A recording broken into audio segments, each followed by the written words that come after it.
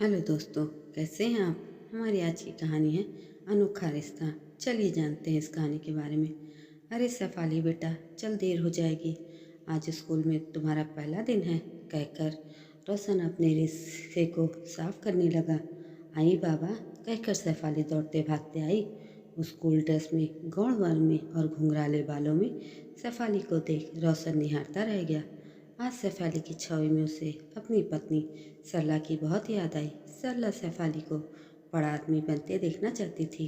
पिछले साल पैसे के अभाव के कारण रोशन सरला की जान नहीं बचा पाया था। यह सोचकर रोशन मन ही मन घुटता रहता था। सरला की आखिरी इच्छा पूरा करना ही अब उसका एकमात्र उद्देश्य बन गया था। बेटी को हमेशा पढ़कर बड़ा आदमी बनने को कहता। बाबा के रिक्शे पर उछल कर बैठती शेफाली बोली, बाबा, मेरा स्कूल तो पास में ही है, मैं पैदल चली जाऊंगी। पहले मैं अपनी लक्ष्मी को बैठाऊंगा, फिर लक्ष्मी खुद ही आ जाएंगी।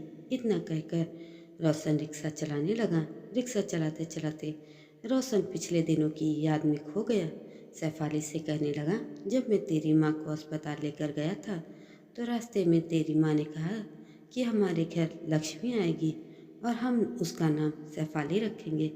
जब तुम्हारा जन्म हुआ तब हम लोग बहुत खुश थे।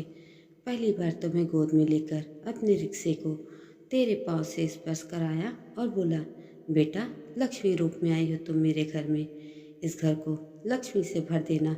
तुम्हारी माँ खिलखिला कर हंस पड़ी थी।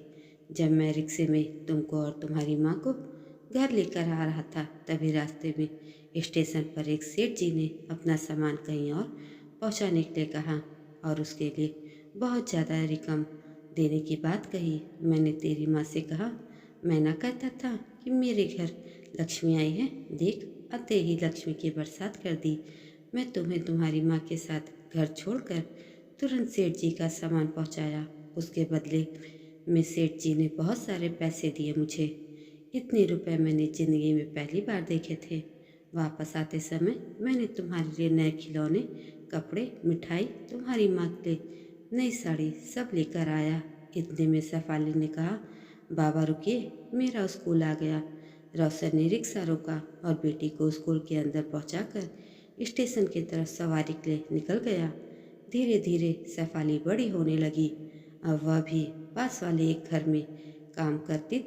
उसके बाद स्कूल जाती। घर के काम से जो पैसे मिलते उससे स्कूल की फीस दे देती।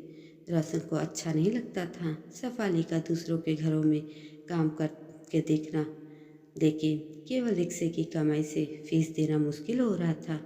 कुछ भी हो, स्कूल का पहला दिन हो या कॉलेज का पहला दिन, रोशन खुद ही शेफाली को पहुंचाने जाता और कहता, पहला दिन जीवन का अहम दिन होता है, देर नहीं होनी चाहिए। धीरे धीरे शेफाली ने अपनी मेहनत से कॉलेज में दाखिला ले लिया। फिर उसे पुलिस की नौकरी भी मिल गई। रोशन और शेफाली की खुशी का ठिकाना नहीं था। आज नौकरी का पहला दिन था। शेफाली नहा धोकर तैयार हुई और माँ की प्रतिमा को प्रणाम किया। बाहर ऑफिस की गाड़ी भी आ गई थी। एक दो स्टाफ भी थे। शेफाली ने बाबा को प्रणाम किया। रोशन ने प्यार से शेफाली के सर पर हाथ रखा। दोनों की आंखें नम हुई। शेफाली बाहर निकली और स्टाफ से कुछ बातें की। वे लोग गाड़ी लेकर चले गए। तब रोशन ने कहा, क्या हुआ बेटा, तुम ऑफिस क्यों नहीं गई। शेफाली ने कहा, बाबा, मेरे ऑफिस का आज पहला दिन है।